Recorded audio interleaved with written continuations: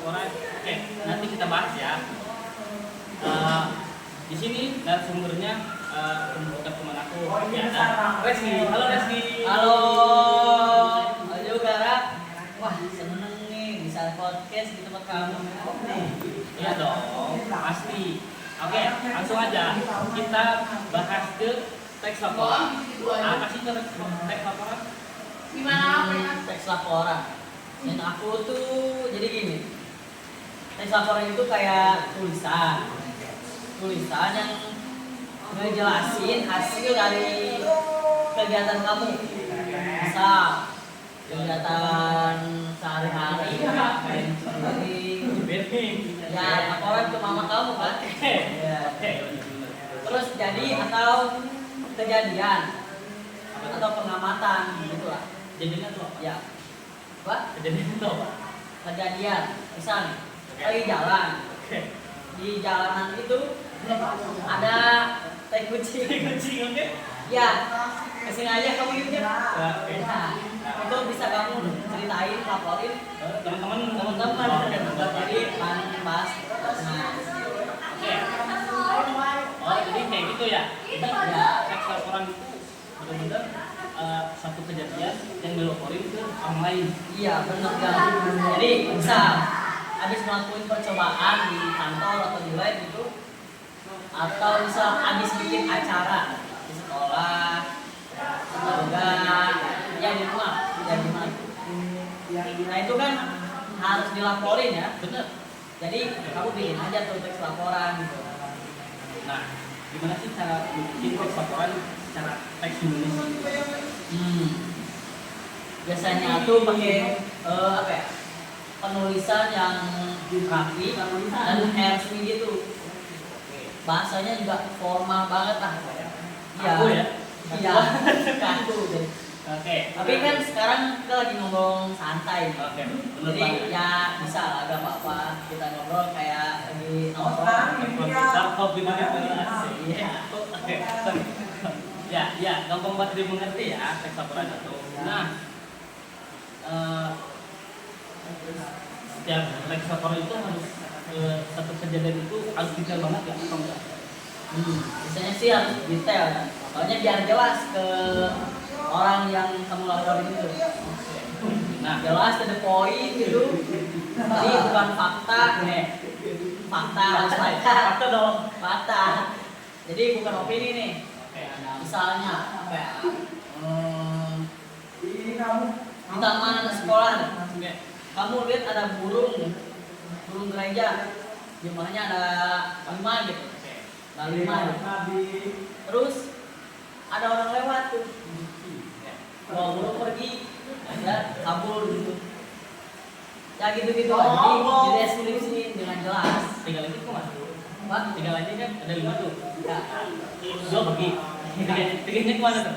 kayaknya masih Masih di situ. kecil. Oh, Ya, Oke. kamu deskripsi juga tuh, laporin 2 kabur, 3 masih ada di situ.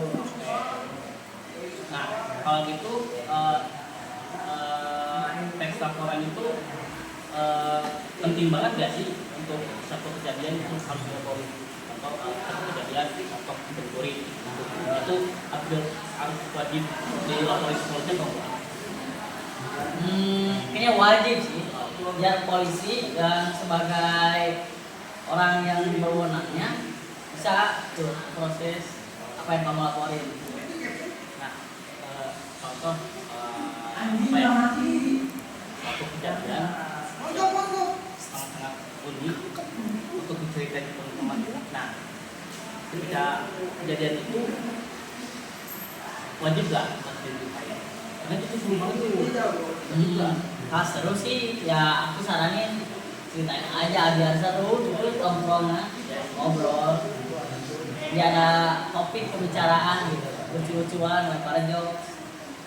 Nah, gimana caranya kamu melapor kalau saling dicuri? Nah, gimana lapornya tuh polisi? Harus apa dulu? Harus ada apa?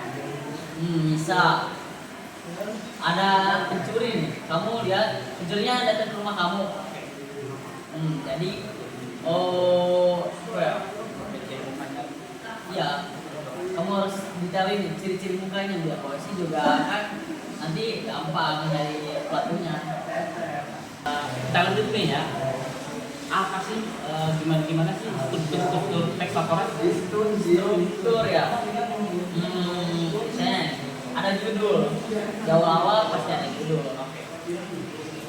Apa ya? Misal judul kamu dirampok. Amin. Atau apa ya? Ya gitu lah. Judul. Terus ada tujuan kamu bikin laporan ini. Tujuannya apa? Harus fakta. Iya. Jangan ngarang opini. Nggak tahu logis. Jangan ya. Jangan dong. Nanti kamu yang tangkap. Iya bener banget. Pokoknya jangan ngarang-ngarang itulah. Jadi teks laporan itu bukan kayak mengarang-ngarang cerita gitu. Oke, lanjut. Oke, selanjutnya. Jadi kan tadi ada judul, itu tujuan kamu buat ngelaporin. Nah, terus biasanya kalau misal kamu bikin laporannya itu hasil eksperimen. Mungkin di rumah kamu masak apa gitu, rendang campur es krim. Ya. Paling mau. Sorry. Jadi kamu tulis tuh alat bahan buat bikin alat itu, makanan itu, terus langkah-langkah bikinnya. Nah, gimana tuh? Itu harus detail nggak? Harus dong, nanti kalau ada orang yang mau ngikutin juga nanti salah langkah gimana dong? Oh iya, kesalahan. Iya. Nah terus ada hasilnya kamu deskripsiin gimana. Jadi nih ya, hasilnya harusnya misal rendangnya itu manis banget. Manis. Oke. Dan es krimnya. Es krim, oh iya bener banget. Iya. Terus udah gitu penutup. Kamu ya atas kata-kata. Kata apa nih? Kata-kata tarik. Lanjut. Oke, jadi intinya teks laporan itu nulis apa yang kita buat, apa yang kita lakuin. Nah, tapi pakai gaya yang jelas itu biar dimengerti orang lain juga. Bener nggak gitu? Bener banget. Nah, jadi Rap, pokoknya jangan ngarang-ngarang lah. Opini gitu, jangan pakai perasaan. Perasaan aku harusnya gini, harus sesuai fakta dan data. Ini bukan nulis puisi soalnya. Bukan nulis puisi. Kata-kata hari ini ya. Iya, harus serius. Kalau nggak serius ya. Oke, nah jadi kesimpulan dari teks laporan itu apa sih, Riz? Kesimpulannya itu jadi ya kamu harus bikin teks laporan ini formal ya bahasanya dan juga resmi gitu. Harus sesuai fakta dan juga data ya. Kalau kamu bohong ya sama aja sama.